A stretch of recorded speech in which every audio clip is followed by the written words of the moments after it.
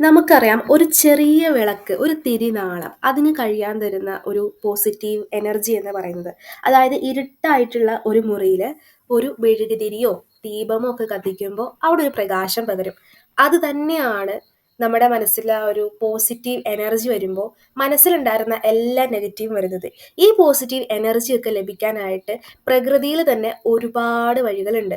അതിലൊന്ന് തന്നെയാണ് ഈ ബ്രഹ്മമുഹൂർത്തം, ഈ ഒരു സമയത്ത് നമ്മൾ ചെയ്യുന്ന കാര്യങ്ങളെന്ന് പറയുമ്പോൾ എല്ലാവരും ഇപ്പോൾ നമ്മുടെ ആചാരങ്ങളും കാര്യങ്ങളും രീതികളും മതങ്ങളും സ്ഥലങ്ങളും ഒക്കെ അനുസരിച്ച് ഓരോ രീതിയിലാണ് നമ്മൾ ഓരോന്ന് ചെയ്യുന്നത്. പക്ഷെ ഇതിൻ്റെയൊക്കെ ആകെ ഒരു മീനിങ് എന്ന് പറയുന്നത്, അതായത് ലക്ഷ്യം ഒന്നാണ് പക്ഷെ മാർഗം പലത്. ഏത് മാർഗം എങ്ങനെ സ്വീകരിച്ചാലും അത് ഒന്നിലേക്ക് തന്നെ എത്തും. അതുകൊണ്ട് തന്നെ ഇപ്പൊ ബ്രഹ്മമുഹൂർത്തത്തിൽ ഉണർന്ന് നിങ്ങൾക്ക് ചെയ്യേണ്ട കാര്യത്തിലുള്ള കൺഫ്യൂഷൻസ് വേണ്ട. അതായത് ഒരുപാട് പേര് സംശയം ചോദിക്കാറുണ്ട്, ഈ ബ്രഹ്മമുഹൂർത്ത വിളക്ക് വയ്ക്കുന്നത് എങ്ങനെയാണ്, സമയം തെറ്റിയ കുഴപ്പമുണ്ടോ, ഇത്ര വിളക്ക് വയ്ക്കണോ, ഈ മോഡൽ വിളക്ക് വയ്ക്കണോ. അതൊക്കെ എന്ന് പറയുന്നത് നമ്മുടെ സാമ്പത്തികവും അന്നേരത്തെ സാഹചര്യം അനുസരിച്ച് ഏതാണോ മാക്സിമം ചെയ്യാൻ കഴിയുന്നത് അത് നന്നായിട്ട് ചെയ്യുക എന്നത് തന്നെയാണ്. അല്ലാതെ ഇല്ലാത്ത കാര്യങ്ങൾ നമ്മൾ ധൃതി പിടിച്ചിട്ട് ഒട്ടും എന്താ പറയാ മനസ്സിനൊരു സന്തോഷമില്ലാതെ സമാധാനമില്ലാതെ എന്തിനോ വേണ്ടിയിട്ട് അല്ലെങ്കിൽ ഇങ്ങനെ നിർബന്ധപൂർവ്വം ചെയ്യേണ്ട ആവശ്യമൊന്നുമില്ല. നമ്മുടെ മനസ്സറിഞ്ഞ് ഉള്ളതുകൊണ്ട് ചെയ്യുക. പിന്നീട് നമുക്ക് എന്താണോ കഴിയുന്നത് അപ്പോൾ അതനുസരിച്ചുള്ള മാറ്റങ്ങൾ, അതായത് ഒരു ഇമ്പ്രൂവ്മെന്റ് കൊണ്ടുവരാം. നമ്മുടെ ലൈഫ് എല്ലാം ഇങ്ങനെ തന്നെയല്ലേ, ഒന്നും പെർഫെക്റ്റ് അല്ല.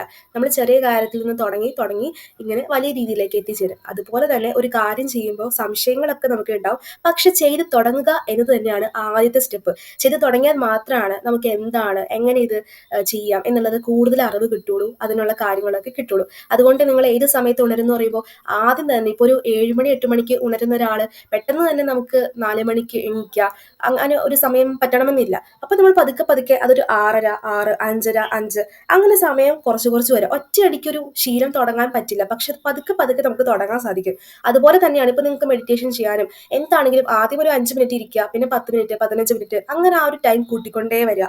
ഇങ്ങനെ തന്നെയാണ് എല്ലാം ചെയ്യേണ്ടത്. അതുകൊണ്ട് തന്നെ തുടക്കക്കാർക്ക് എന്തെങ്കിലുമൊക്കെ കാര്യങ്ങൾ ചെയ്ത് തുടങ്ങണം എന്നുണ്ടെങ്കിൽ, പ്രത്യേകിച്ച് നമ്മുടെ ലൈഫിൽ പോസിറ്റീവ് എനർജി തരുന്ന ബ്രഹ്മമുഹൂർത്തം പോലുള്ള സമയം, ബ്രഹ്മമുഹൂർത്തം എന്ന് പറഞ്ഞ് നമ്മുടെ അറിയാലോ, രാവിലെ ഒരു 4 മണി തൊട്ട് 6 മണി വരെ ആ ഒരു സമയത്തിനുള്ളിൽ തന്നെയാണ് ഈ ഒരു സമയം വരുന്നത്. കൃത്യമായിട്ട് പല ദിവസങ്ങളിലും മാറ്റം ഉണ്ടാവും, അതുകൊണ്ട് പറയാൻ പറ്റില്ല. പക്ഷേ ഈ ഒരു സമയം, ഈ ഒരു 4 മണി തൊട്ട് 6 മണി വരെയുള്ള സമയം ഏതാണെന്നുണ്ടെങ്കിലും നല്ലതാണ്. അപ്പോൾ നിങ്ങൾക്ക് എന്ത് പ്രൊഡക്റ്റീവായിട്ടുള്ള കാര്യങ്ങൾ ചെയ്യാനും ഈ ഒരു സമയം തിരഞ്ഞെടുക്കാനായിട്ട് സാധിക്കും. ഇപ്പോൾ യോഗ ചെയ്യുന്നവർക്കായാലും സാധന ചെയ്യുന്നവർക്കായാലും എന്താണെന്നുണ്ടെങ്കിലും. അപ്പോൾ അതിലൊക്കെ നിങ്ങൾക്ക് നന്നായിട്ട് ചെയ്യാനായിട്ട്, നന്നായിട്ട് കോൺസെൻട്രേഷൻ കിട്ടുന്ന, ഫ്രഷ് എയർ കിട്ടുന്ന, നല്ല സമാധാനവും ഉള്ള അന്തരീക്ഷവും ഒക്കെ കിട്ടുന്ന ഈ ഒരു സമയം നന്നായിട്ട് യൂസ് ചെയ്യുക. ആ ഒരു ദിവസം എന്ന് പറയുന്നത് അതിമനോഹരമായിരിക്കും. ആ ഒരു കാര്യത്തിൽ ഒരു സംശയമേ ഇല്ല കേട്ടോ.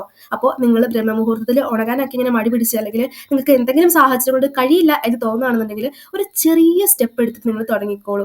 എന്തായാലും നല്ല വിജയത്തിലോട്ട് തന്നെ അത് പോകും. നിങ്ങൾക്ക് എന്ത് ചെയ്യണമെന്നുണ്ടെങ്കിലും ഒരു കുഞ്ഞു സ്റ്റെപ്പിലൂടെ തന്നെ മുന്നോട്ട് പോവാം.